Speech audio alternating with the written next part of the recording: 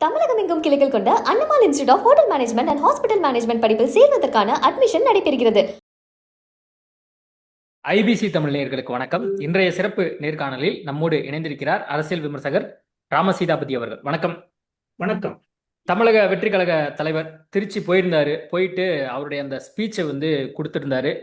அங்க இருக்கக்கூடிய மக்களுக்கும் எனக்கு வாக்களித்த மக்களுக்கும் தமிழக மக்களுக்கும் நன்றி அப்படின்னு சொல்லி பல்வேறு கருத்துக்களை தெரிவிச்சிருந்தாரு. கிட்டத்தட்ட ஒரு 18 நிமிஷம் பேசி முடிச்சிருந்தாரு. அவர் பேசி முடித்த பின்பாகவே உடனடியா இங்க திமுக அங்க அறிவாலயத்துல எழிலன் நாகநாதன் ஜூன் 1ஆம் தேதி பேட்டி கொடுத்தாரு. அடுத்து ராசா பேட்டி கொடுத்தாரு. கடுமையான விமர்சனங்கள் வைக்கிறாங்க. விஜய் ப்ரோ, நீங்க பேசுறதெல்லாம் சரியில்லை ப்ரோ. அங்க மக்கள்கிட்ட பேசியிருக்காரு. அவர் சிஎம்மா பேசுறதை விட அவர் ஒரு அரசியல் கட்சி தலைவராக தான் பேசியிருக்காரு அப்படிங்கிறது நம்மளால புரிஞ்சுக்க முடியுது. கவர்ச்சி அப்படிங்கிற ஒரு விஷயத்த சொல்லி அவர் நான் என்ன அப்படின்னு சொல்லி ஒரு ஸ்டாப் கொடுக்குறாரு. இந்த மாதிரிலாம் சிஎம்மா இருக்கிறவங்க மாரலிட்டி அவர் கடைபிடிக்கல அப்படிங்கிற பார்வையெல்லாம் கூட எடுத்து வைக்கிறாங்க. நீங்க எப்படி புரிஞ்சுக்கிறீங்க? திருச்சிக்கு போனது நன்றி சொல்ல. நான் ஒரு எம்எல்ஏ, புரிஞ்சுதுங்களா? இவங்க எங்க போனாலும் அந்த பதவியோடய தான், தூங்கினாலுமே பதவியோட தூங்குற ஆட்கள் திமுக. இவரை பொறுத்தவரையில அங்க ஒரு சாதாரண எம்எல்ஏ அவங்களுடைய தேர்ந்தெடுக்க அங்க அதை அவங்களுக்கு நன்றி சொல்றதுக்கு போறாரு. தாவேகாவினுடைய தலைவரா அவர் இருக்கிற பதவி முதல்வர். அவர்கிட்ட கேட்டீங்கன்னா இந்த இதே வேண்டாம், எனக்கு புரோட்டோகாலே வேண்டாம்னு சொல்லலாம். பட் அந்த இடத்துல சொல்ல முடியாது. ஏன்னா அவர் ஒரு சிஎம் அப்படிங்கிறதுனால புரோட்டோகால் ஃபாலோ பண்ணி ஆகணும். அங்க அவர் பேசினதுங்கிறது ஒரு தாவேகா கட்சியினுடைய வெற்றி பெற்ற கட்சியினுடைய தலைவருங்கிற முறையில அவர் அந்த இடத்துல அரசியல் தான் பேசணும். இவங்க தான் சொல்றோம் இல்லையா, இங்க போனாலும் இவங்க அப்ப ஒரு கல்யாண வீட்டுல போனா என்ன பேசணும்? மணமக்களை வாழ்த்தி அந்த குடும்பத்தினுடைய பெருமையை பத்தி சொல்லணுமே ஒழிய நம்ம வயிற்றுல போய் கொட்டி அங்க அழுவ கூடாது. அதனால ஒரு இடத்துல அவர் ஒரு நான் முதல்வர் அப்படிங்கிறது அவருக்கு நீங்க கொடுத்த ஒரு அங்கீகாரம். அந்த இடத்துல அந்த தொகுதியில திருச்சி கிழக்குல போட்டியிட்ட ஒரு வேட்பாளர் என்னைய வெற்றி பெற வச்சு உங்க எம்எல்ஏ ஆக்கிருக்கீங்க. என்னுடைய சூழ்நிலையினால நான் இந்த தொகுதியில இருந்து ரிசைன் பண்றேன், அதனால உங்களுக்கு நன்றி சொல்றேன். இல்ல, அவர் நன்றி சொல்லணும். ஆனா அவர் பேசும்போது ஒரு மாரலிட்டியோட பேசணும். கான்ஸ்டிடியூஷனல் மாரலிட்டின்னு ஒண்ணு இருக்கு, அதெல்லாம் அவர் பேசணும். அள்ளு சில்லுலாம் போய் பேசினாரு அப்படிங்கிற கருத்துக்கெல்லாம் கூட ராசா குற்றச்சாட்டா இருக்கு. இந்த மாதிரி வார்த்தைகள்லாம் அவர் பயன்படுத்தணுமா? ராஜா இப்போ ஒரு எம்பியா தான் இருக்கிறாரு. அவர் ஒரு 10 நாளைக்கு முன்னால ஒரு பேசியிருந்தாரு பாத்தீங்களா, உறவுகளை பத்தி. அவங்க கூட்டணி உறவுகளே எவ்வளவு கொச்சையா பேசியிருந்தாரு. உங்களுக்கு ரத்தம், அடுத்தவங்களுக்கு தக்காளி சட்னி. அவரு அப்படி போட்டு பார்க்க சொல்லுங்க அவர் பேசுனத. ராசாவை முதல்ல உங்க இதுக்கு போய் கிளாஸ் எடுங்க. அதை விட்டு போட்டு அதான் சொல்லல. இப்பதான் அவர் பேர் என்ன, டாக்டர் எழிலன் ஜென்சிக்காக அவரை பேச சொல்றாங்க இல்லைங்களா? இல்லைன்னா அவர் ஒருத்தரை தவிர வேற யாரும் பேசக்கூடாது. அதுல அவங்க ஒரு 10 பேர் இருப்பாங்க, அவங்கள தவிர வேற யாருமே பேசக்கூடாது. அதனால இவர் பேசுறதுக்கு முன்னால அவர் என்ன பேசியிருக்கிறாரு, ராசா என்னென்ன விஷயத்தை என்னென்ன மாதிரி பேசியிருக்கிறாரு, அதெல்லாம் கரெக்டா ஒரு அதான் சொல்றேன், ஒரு மனிதன் மாதிரியாவது பேசியிருக்கிறாரு சில இடங்கள்ல. விஜய்க்கு யாரோ எழுதி கொடுக்குறாங்க, வீரவசனத்தை அவர் பேசிட்டு போறாரு அப்படிங்கிற குற்றச்சாட்டை அவர் வைக்கிறாரு. இதுக்கு முன்னால ஒரு துண்டு முதல்வர்னு ஒருத்தர் சொல்லிட்டு இருந்தான் தெரியுங்களா? உங்க பேர் என்னன்னு கேட்டீங்கன்னாலே துண்டிச்சிட்ட பாப்பாரு. புரிஞ்சதுங்களா? அதான் சொல்றேன் இல்லையா, ஓ முதுகுல வண்டி கணக்குல அழுக்கு வச்சிருக்கிற, அதை விட்டு போட்டு இவரை போட்டுக்கிட்டு சும்மா உட்காந்துட்டு டெய்லி நியூஸ்ல இருக்கணுமோ? இனி அடுத்து ஆரம்பிக்கும். உதயநிதி எதிர்கட்சி தலைவர் காருக்கு ஓடி சட்டையை கிழிச்சிட்டு ஓடி வருவாரு. இன்னும் நிறைய பார்க்க வேண்டியது இருக்குங்க. நம்ம இன்னைக்கு உள்ள ஜெனரேஷனுக்கு என்ன தேவை, உள்ள ஜெனரேஷனுக்கு ஏத்த மாதிரி விஜய் அவர்கள் என்ன பேசினாரு அப்படிங்கறதுதான் அவங்க கேள்வியா இருக்கு. என்ன பேசினாரு போனாரு. மற்ற மாநில முதல்வர்கள்லாம் ஒரு 1/4 மணி நேரம் பேசுறாங்க, அரை மணி நேரம் பேசுறாங்க. இவர் ஒரு 10 நிமிஷம் தான் பேசிட்டு வந்திருக்காரு அப்படிங்கிற தகவல் கிடைக்குது. அதுவும் ஒரு தமிழ் தாய் வாழ்த்துக்கு ஒரு ரெக்வெஸ்ட் பண்றாரு, அதுவும் கெஞ்சி கேட்டுட்டு வராரு. தமிழ்நாட்டில் நடக்கக்கூடிய நிகழ்ச்சியில தமிழ் தாய் வாழ்த்து பாடணுங்கிறது கட்டாயமா இருக்கும்போது இதை இந்த அளவுக்கு பேசணுமா? பிஎம் என்ன மாதிரியான கோரிக்கைகள் வைக்கப்பட்டது? திமுக என்னென்னலாம் பண்ணுச்சு தெரியுமா? திமுக மொழிக்கு எதிராக பேசியிருக்குது, டீலிமிட்டேஷனை பத்தி பேசியிருக்கு, நேஷனல் எஜுகேஷன் பாலிசியை பத்தி பேசியிருக்கு, பிஎம்சி திட்டத்தை பத்தி பேசியிருக்கு. இதெல்லாம் டிஎம்கே பண்ண ஒரு வெற்றி, டிஎம்கே பண்ண ஒரு சாதனை அப்படிங்கறதெல்லாம் அவங்க குறிப்பிட்டு சொல்றாங்க. ஒண்ணுன்னா எடுத்துட்டு வருவோமா? டிஎம்கே பண்ண சாதனை, கல்வி வளர்ச்சிக்கு டிஎம்கே என்ன பண்ணுச்சு? பட்டியலின மக்கள்லாம் படிச்சதுக்கெல்லாம் யார் காரணம்? பெரியார் வழியில அண்ணா செயல்பட்டார், அதுக்கப்புறம் கலைஞர் செயல்பட்டார், இப்ப மு க ஸ்டாலின் செயல்பட்டார். அதனாலதான் நீங்க படிச்சு வந்திருக்கீங்க. ஏங்க இதுக்கு எல்லாத்துக்கும் 69% ரிசர்வேஷனை வந்து கரெக்டா கொண்டு வந்து சேர்த்தது அந்த அம்மா, மறைந்த முன்னாள் முதல்வர் ஜெயலலிதா. சரிங்களா? இவங்க கல்வியை பெருக்கினாங்க. கல்வி எங்க பெருக்கி இருக்கிறாங்க? தனியார் கல்லூரிகளையும் தனியார் ஸ்கூல்ஸையும் பெருக்கி இருக்கிறாங்க. அது பூராமே வந்து ஆட்சியில இருந்த எம்எல்ஏ, எம்பி, மந்திரி இவங்களுக்கு உள்ளது இல்ல, இவங்க குடும்பத்தோடதுங்க. ஒரு தனிப்பட்ட மனிதனுடைய வளர்ச்சி தான் வந்து எந்த பிரைவேட் ஸ்கூல்ல கோட்டா காட்டுங்க. ஆர் ராசாவினுடைய உறவினர்கள் நடத்துற ஸ்கூல்ல அட்மிஷன் வந்து ஃபர்ஸ்ட் ஸ்டாண்டர்டுக்கோ அது பேர் என்ன எல்கேஜிக்கோ ஜாதி முறைப்படி ரிசர்வேஷன் அடிப்படையில் அனுமதிக்கிறார்கள், அட்மிஷன் கொடுக்குறாங்கன்னு காட்ட சொல்லுங்க இவங்களை ஒருத்தங்களை. ஒரு தனி மனிதனுடைய ஒரு அப்பா அம்மாவுடைய செருப்பு தேய வேர்வை சிந்தி கடன் வாங்கி வீடை வித்து காடை வித்து கஷ்டப்பட்டு படிக்க வச்சாங்க. இவங்க பிரைவேட் ஸ்கூல்ல ஓபன் பண்ணி வச்சிருக்காங்க. கணக்கு போடுங்க. சும்மா தான் சொல்றேன், ஒரு நாடகத்தை காட்டிட்டு இருக்கிறாங்க. தனி மனித வளர்ச்சி. திமுகங்கிறதே வந்து திருட்டு திமுக கும்பல்.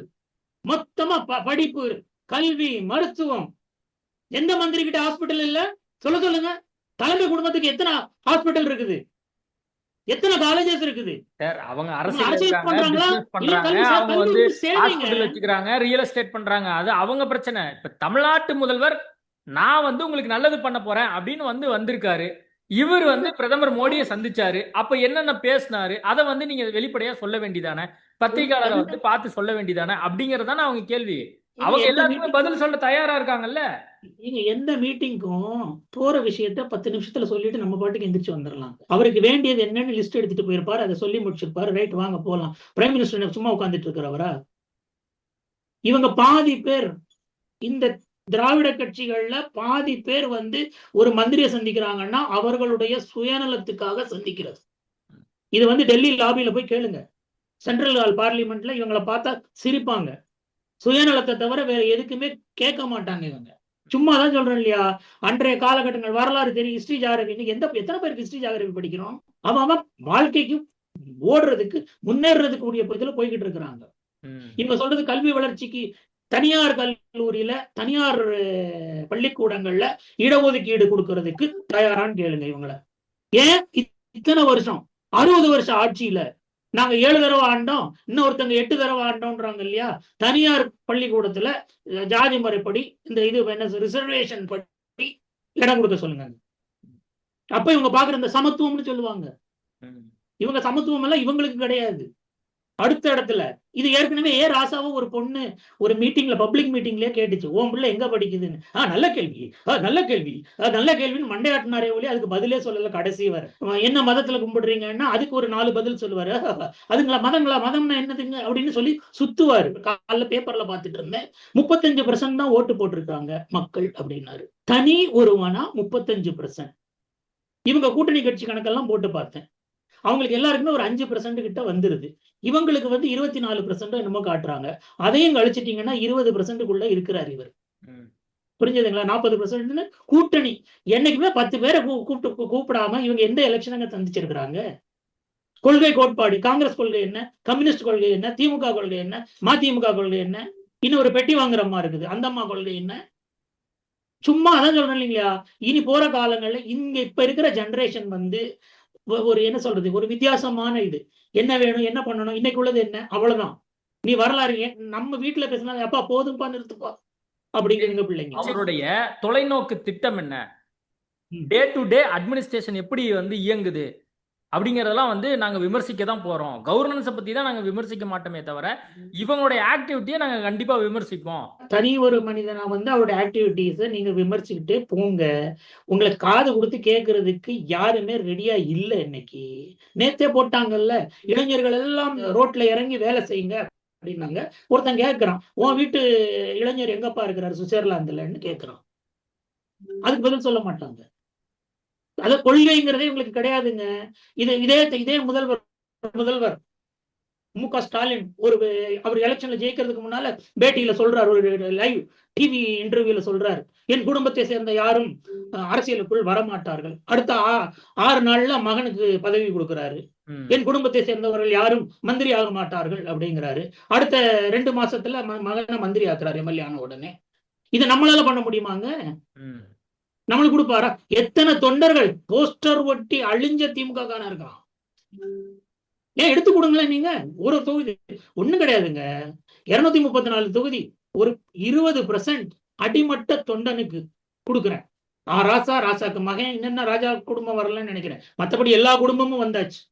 ம். எல்லா இடத்துலயும் உடனே குடும்ப ஆட்சின்னு சொல்லாதீங்க அப்படின்னா, அப்ப குலத்தொழில்னு ஒண்ணு சொல்ற, அப்ப இது குலத்தொழிலா? திமுக பொறுத்தவரையில பேசுறது ஒண்ணு, செய்யறது ஒண்ணு. அது இல்ல, வந்து அவங்க அதிகமா நையாண்டி நக்கல்லாம் பேசிட்டு இருக்காரு. ஒரு 2ஆம் கட்ட 3ஆம் கட்ட தலைவர் எப்படி பேசுவாங்களோ அந்த மாதிரி வந்து விஜய் பேசியிருக்காரு திருச்சியில அதான் அப்படிங்கிறது தான் சொன்னேன்ல, அவர் சொல்ற குற்றச்சாட்டு. இந்த வரலாறு ராசாக்கு தெரியாதா? சட்டசபையில நையாண்டி பேசுறதுல கில்லாடி மஞ்சத்துண்டு மைனர் கருணாநிதி. இதுல எல்லாம் வந்து முதல்வர் 3 முறை முதல்வர் 7 முறை முதல்வர்னு சொன்ன கருணாநிதி மாஸ்டர். அதெல்லாம் எடுத்து போட்டு காட்டணுமா உங்களுக்கு? நான் என்ன கேட்கிறேன், இவர் புதிய வரலாறு படைச்சிருக்காரு சார். இவருடைய ஆமா. தொலைநோக்கு திட்டம் என்ன? தமிழ்நாட்டு மக்களுக்காக இவர் என்ன பண்ண போறாரு? டே டு டே அட்மினிஸ்ட்ரேஷன்ல இருங்க. எப்படி இப்ப இருக்கு? அடுத்தது வந்து டாஸ்மார்க்க மூடுறேன்னு சொல்லி சொன்னாரு. இப்போ ஒரு பக்கம் டாஸ்மார்க்க மூடிட்டு இன்னொரு பக்கம் வந்து வேற இடங்கள்ல வந்து விக்கிறாங்களே, அதை வந்து எந்த அளவுக்கு கண்காணிக்கிறாங்க? சட்ட ஒழுங்கு பிரச்சனை இருக்கு. சட்ட ஒழுங்கு பிரச்சனை குறித்து விஜயனுடைய நிலைப்பாடு என்ன? முதலமைச்சருடைய செயல்பாடுகள் இன்னும் வெளிப்படைத்தன்மையா வேணும் அப்படிங்கறத அவங்க சொல்றது. ஏன்னா முதல்ல வந்து அதான் சொல்றேன் இல்லையா, இவங்க எல்லாம் வந்து இந்த சிஸ்டத்துக்குள்ளேயே சுத்திட்டு வந்தவங்க. ம். எதுக்கு எலெக்ஷன் ரிசல்ட் வந்த உடனே ஒரு 2 கட்சி, எதிரி கட்சி 2ம் ஏங்க ஒன்னா சேர போச்சு? ஒன்னா சேர்ந்து வர்றோம்னு சொன்னாங்க. கொள்கை, இவங்க பேசுற கொள்கை எல்லாம் அன்னைக்கே குழி தோண்டி மெரினா பீச்ல அந்த பக்கத்துல எம்ஜிஆருக்கும் ஜெயலலிதா நடுவுல டபக்குன்னு போட்டு புதைச்சிட்டாங்க. வெளியவே பேசக்கூடாது இவங்க. திமுக 50 வருஷத்துல என்னென்னலாம் பண்ணிருக்காங்க, என்னென்னலாம் வந்து என்னென்ன பண்ணிருக்காங்க? நான் மக்களுக்கு எல்லாம் சொல்றது பண்ணிருக்காங்க நீங்க பண்ணிருக்காங்க. சொல்றீங்க. நான் என்ன கேக்குறேன், நான் விஜய் என்ன சொல்றதாங்க பண்ண போறாரு? பண்ணிருக்காங்க. விஜய் தேர்தல் அறிக்கையில விவசாய கடன் தள்ளுபடி அப்படின்னு சொல்லி சொன்னாரு. விவசாய Yes. கடன் தள்ளுபடி முழுசா பண்ணணும்னா ம். அனுமதி பெற்று தான் பண்ணவே முடியும் ஆர்பிஐ ட்ட அப்படிங்கிற ஒரு விஷயத்த வந்து அவர் சொல்றாரு. அதெல்லாம் வந்து உண்மையாலுமே கேட்டு தெரிஞ்சு தான் பண்ணாரா? எங்க கேட்டு தெரிஞ்ச பண்ணாரா? இந்த கான்செப்ட், இந்த புரிதல்லாம் இருந்துதான் See, அந்த மாதிரி தேர்தல் அறிக்கை சரி, கொடுக்கப்பட்டதான் அப்படின்னு கேக்குறாருல. கான்செப்ட் எல்லாம் புரிஞ்சது, தேர்தல் அறிக்கை எல்லாமே கொடுத்தாச்சு. ம். இனி வந்து சிஸ்டம்குள்ள வந்தாச்சு அவரு. ம். நவ் டு அண்டர்ஸ்டாண்ட் சிஸ்டம் ஒரு 3 மாசமாவது வேண்டாமா? அது வரைக்கும் தமிழ்நாடு தாங்குமான்னு கேட்க மாட்டாங்களா? தமிழ்நாடு இந்த திமுக காரனும் அதிமுக காரனும் மற்றும் சில அதிமுக கூட சொல்லக்கூடாது. அவர் விஜய் பாணியில பேசணும்னா மற்றும் சில வந்து பேசாம இருந்தாங்கன்னா முதல்ல அவங்க வீட்டு பொழப்பு, அவங்க வீட்டுல உள்ளதை கரெக்ட் பண்ணட்டும். இந்த ஒரு 3 மாசம் எடுத்து, புரிஞ்சதுங்களா? ஆபீசர்ஸை பொறுத்தவரையில அவங்க கிட்ட வந்து அந்த சிஸ்டத்துக்குள்ள என்ன ப்ரொசீஜர் எல்லாம் ஏங்க, நம்மளே ஒரு ஆபீஸ்ல இருந்து இன்னொரு ஆபீஸ்க்கு டிரான்ஸ்பர் ஆகி போனா ஒரு 10 நாள் எடுக்க மாட்டோமாங்க? சேம் பேட்டர்ன் ஆஃப் ஒர்க் தான். பட் அந்த ஆபீஸ்ல உள்ள கல்ச்சர் என்ன? இவங்களுக்கு இது புதுசு. எம்ஜிஆர் அது என்ன சொன்னாங்க, காமராஜர் என்ன சொன்னாரு அண்ணாதுரை வந்த உடனே? கொஞ்சம் டைம் கொடுங்க, 6 மாசமும் ஒரு அதுக்கு வருஷமும் அவங்க ஒரு கொடுங்க. உதாரணம் சொல்றாங்க. சுற்றுலாத்துறையா சுற்றுச்சூழல் துறையான்னு கூட அமைச்சருக்கு தெரிய மாட்டேங்குது. அவர் எந்த துறை அமைச்சரா இருக்காரு அப்படின்னு. இன்னும் அப்ப இப்படி போகுமா? மந்திரி வந்தாருனாலே கோயில்ல இருக்கிறவனுக்கு மந்திரி தெரியல. மந்திரி வந்தாருன்னா அவன் துறை மந்திரி வந்தா அவனுக்கு தெரியல. ம். ஏன் அவனுக்கு தெரியல? அங்க ஒரு ஆபீசர் இருப்பார்ல, ஸ்பெஷல் ஆபீசர், எக்ஸிகியூட்டிவ் ஆபீசர், ம். அவங்களுக்கு தெரியணும்ல. ஏங்க இதெல்லாம் வந்து அதான் சொல்லல, சும்மா டெய்லி நாங்க உயிரோட இருக்கிறோம், நாங்க ஆக்டிவா இருக்கிறோம்ன்றத காட்டுறதுக்கு. ஒரு விஷயத்த பேசுறோம்னா கிரிட்டிசைசம் வந்து கரெக்டா. இந்த சட்டம் ஒழுங்கு பிரச்சனை, எஸ், ஒரு புதுசா ஒரு சிஸ்டம் வந்து இருக்குது, புதுசா மந்திரி இவங்க வந்து அதான் சொல்றாங்க இல்லைங்களா, மாவட்ட செயலாளரை மீறி ஒரு போலீஸ் ஸ்டேஷன்ல, வட்ட செயலாளரை மீறி ஒரு சின்ன சப்ஸ்டே போலீஸ் ஸ்டேஷன்ல என்னைக்காவது கேஸ் ஃபைல் பண்ணிருக்காங்களாங்க இவங்க? ம். இன்னைக்கு வரை பண்ணிருக்காங்களா? சொல்லுங்க. ம். எனக்கு தெரியும். ஒரு பெட்டி கடையில தகராறு பண்ணி போய் நின்னான்னா அந்த டிஸ்ட்ரிக்ட் மந்திரி மெட்ராஸ்ல இருந்து போன் பண்ணுவாரு, அவன் எனக்கு வேண்டியவன், அவனை விட்டுருன்னு. ம். இது ஒரு எஸ்பி எங்கிட்டே சொல்லி வருத்தப்பட்டார். எங்க பெட்டி கடை தகராறுக்கு மந்திரி போன் பண்றாருங்க, இவருக்கு வேற வேலை இல்லைங்களான்னு கேட்டிருக்காரு. இப்ப இதெல்லாம் வந்து திமுக தான் இப்படி சொல்லுதுன்னு நம்ம வச்சுப்போம். இப்போ சரி. கேபி முனுசாமி சற்று நேரத்துக்கு முன்னாடி செய்தியாளர் சந்திப்பு சொன்னாரு. எடப்பாடி பழனிசாமிய விஜய் அவர்கள் சந்திப்பதாக இருந்தது அப்படின்னு சொல்லி சிடி நிர்மல்குமார் பேட்டி கொடுத்திருந்தாரு. அப்படிலாம் நேரமே எதுவுமே கேட்கல அப்படிங்கிற ஒரு கருத்தை வந்து முனுசாமி வந்து சொல்லியிருக்காரு. கூடுதலா வந்து இன்ஸ்டாகிராம்ல இளைஞர்களை வந்து உணர்ச்சியை தூண்டி விட்டு இவர் வந்து ஜெயிச்சிட்டாரு, அப்படி ஒண்ணும் இவர் தியாகமோ உழைப்போ வந்து இவர் வந்து பண்ணல அப்படின்னு சொல்லி முனுசாமி சொல்றாரு. கேபி முனுசாமி என்ன தியாகம் பண்ணிருக்கிறாரு? அஇஅதிமுக இருந்து தூக்கி வெளியே வீசப்பட்டவர். இன்றைய அஇஅதிமுகவை வந்து ஒரு என்னது சகலருக்குமான கட்சியா அந்த அம்மா வச்சிருந்ததை ஒரு 2 ஜாதிக்கான கட்சின்னு அவரும் எடப்பாடி பழனிசாமி சேர்ந்து நாசப்படுத்தி இன்னைக்கு மூலையில உட்கார்ந்து இருக்கிறாங்க. இன்னைக்கு கட்சி அவங்களுடைய கட்சி படுற அசிங்கத்துக்கு முழு பொறுப்பு எடப்பாடியும் இந்த KP முனுசாமியும் தான். அவரெல்லாம் வெளியிலே பேசக்கூடாதுங்க. அது ஒரு ஆலமரமா இருந்த கட்சியை செதுக்கி சின்னாபின்னமாக்கி வச்சிருக்கிறார்கள். ஒரு தோல்வி 2 தோல்வி ஓகேங்க, அக்செப்டடுங்க. ஒரு தடவை சார் இருக்குன்னா இவங்க நான் ராபர்ட் புருஷா 17 தடவை கீழே விழுந்த தண்டியும் இருக்கிறவங்க எல்லாம் பாத்துக்கிட்டு இருப்பாங்கன்னு உனக்கு ஒரு மரியாதை வேண்டாம்? KP முனுசாமி எல்லாம் unfit to be a leader.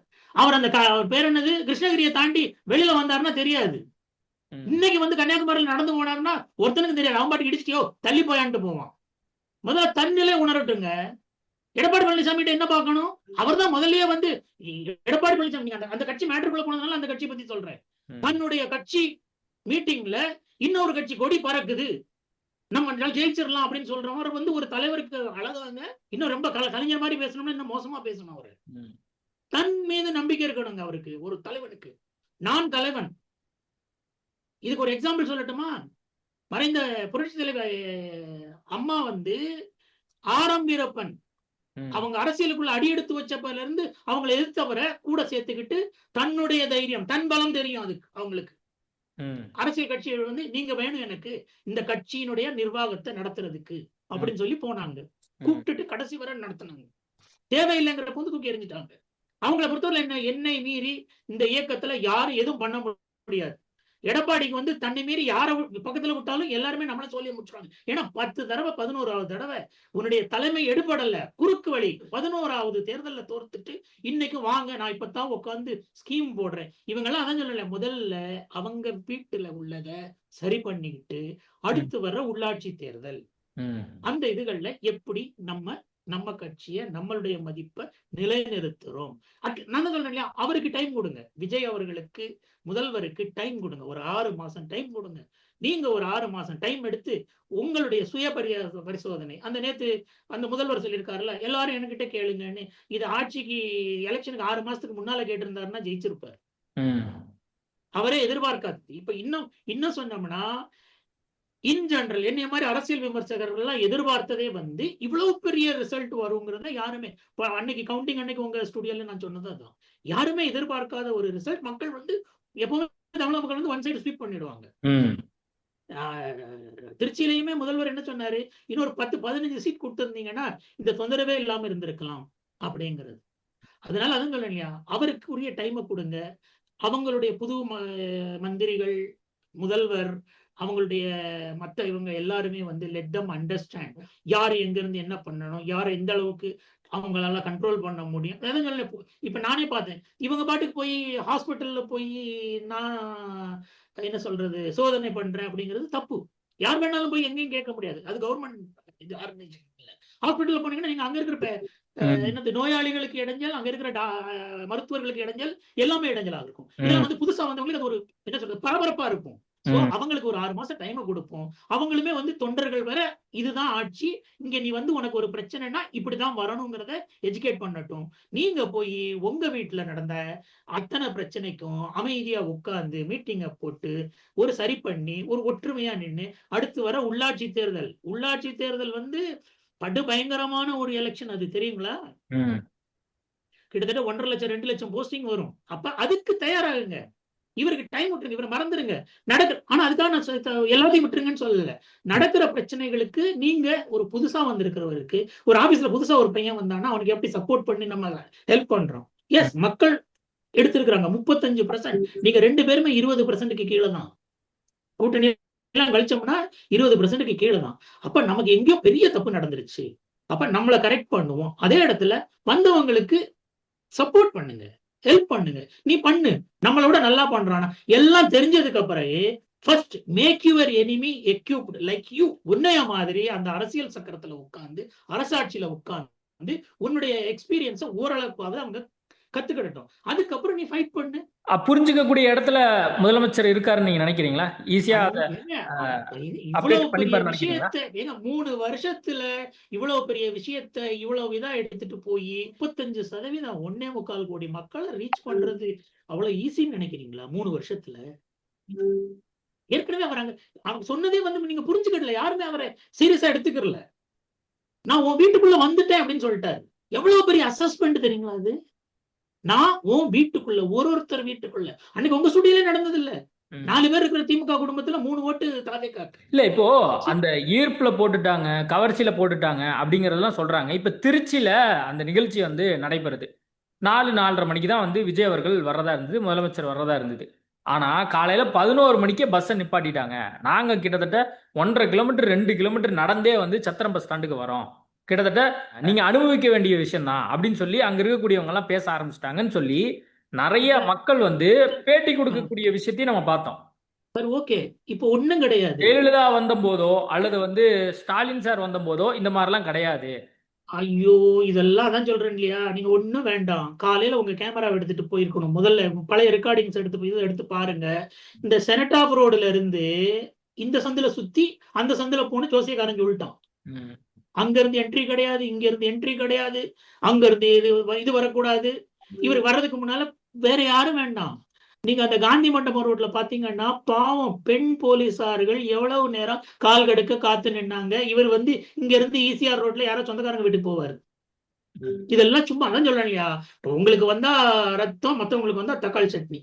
இதே பாலிசிய வந்து எல்லாத்துக்கும் அடாப்ட் பண்ணாதீங்க. தயவு செஞ்சு பண்ணாதீங்க. இல்ல மக்கள் அப்படி சிரமப்படுறாங்கிறது தானே நம்ம வந்து கலை ஏங்க, யதார்த்தமா பார்க்கிறோம். மக்கள் எந்த முதல்வருடைய இதுல வந்து சிரமப்படாம இருந்திருக்காங்க சொல்லுங்க. அதெல்லாம் ஒரு லாங் ஏகோ சோ லாங் இல்ல, ஏகோ. இதுக்கு கருணாநிதி முன்னாடி காரும் எம்ஜிஆர் கலைஞர் காரும் நம்ம வந்தபோதோ, பக்கத்துல போகும். ஜெயலலிதா வந்த போதோ, ஸ்டாலின் சார் வந்த போதோ இப்படி இல்லைங்க. இவர் வந்ததுக்கு அப்புறம் தான் நான் வந்து இதை பாக்குறேன். அதுவும் வந்து 4 மணி நிகழ்ச்சிக்கு காலையில 11 மணிக்கு நீங்க பஸ்ஸை வந்து முன்னாடியே நிப்பாட்டிடுவீங்களா? நாங்கெல்லாம் கால் கடத்து வரோம், எங்களால வந்து நடக்க முடியல, மயக்கம் வந்துரும் போல இருக்கு, வெயில் எப்படி அடிக்குது பாத்தீங்கல்ல அப்படின்லாம் வந்து மக்கள் பேசுறாங்க. நீங்க கூட பாத்திருப்பீங்க அதை. அதான் சொல்றேன் இல்லைங்களா? அந்த மிச்சம் 20-40% இருக்குல்ல, ம். அவங்க கிட்ட பேச சொல்லுவாங்க இவங்க. அடுத்ததெல்லாம் வேண்டாம், அந்த ரொம்ப டீப்பா போக வேண்டாம். சரி, நம்ம ஓகே. சில இடங்கள்ல ஒரு நாளைக்கு வந்து ஒரு இடத்துக்கு வர்றாங்கிறப்ப வந்து எல்லாம் ஏங்க ஒரு கோயில் திருவிழான்னா அன்னைக்கு பூரா கரண்ட் எடுத்து விட்டுறோம் இல்லைங்களா? மதுரையில தேர் சிதம்பரத்துல தேர் ஓடுது, தஞ்சாவூர்ல தேர் ஓடுதுன்னா சில விஷயங்கள் வந்து எக்ஸம்ஷன். சும்மா இவங்க அதான் சொல்லல, டெய்லி ஏதாவது நொயின்னு சொல்லிக்கிட்டு இருக்கு. அதான் அவர் சொன்னாரு, சும்மா போட்டு நம்மளை போட்டு நொச்சு பண்ணிக்கிட்டு இருக்காங்க, கோட்டு போட்டா சட்டை போட்டா. அதை விட எனக்கு இன்னும் ஒரு ஆச்சரியம், அவர் பேர் என்ன, திருவள்ளுவரை நேர பார்த்தவன் எவனும் கிடையாது. திருவள்ளுவரை நேர பார்த்தது யாரும் கிடையாது. எனக்கு பிடிச்சிருக்குது, நான் பச்சை கலர்ல சட்டை போட்டு விடுறேன், என்ன பண்ண போறீங்க நீங்க? இது ஒரு பெரிய மேட்டராங்க. நீ இந்துத்துவா பேச மாட்டேங்கிற, அவன் காவி கலர்ல போட்டா என்ன, கருப்பு கலர்ல போட்டா என்ன? இதெல்லாம் இன்னைக்கு ஜெனரேஷன் கிட்ட இது விக்காதுங்க. சரி, ஓகே. சிரிச்சுட்டு போவான். ஓகே, இன்னும் அந்த லூசு மாதிரியே பேசிக்கிட்டு இருக்கிறாங்கன்னு. ரொம்ப டீட்டெயில் நம்ம பேசியிருக்கோம். நடந்த விஷயங்கள் என்னவா இருந்தது, என்ன மக்கள் வந்து புரிஞ்சுப்பாங்க, குறிப்பா ஜென்சி கிட்ஸ் இதை எப்படி பார்ப்பாங்க அப்படிங்கிற வரைக்கும் நீங்க சொல்லியிருக்கீங்க. நேர்காணல் கொடுத்ததுக்கு மிக்க நன்றி.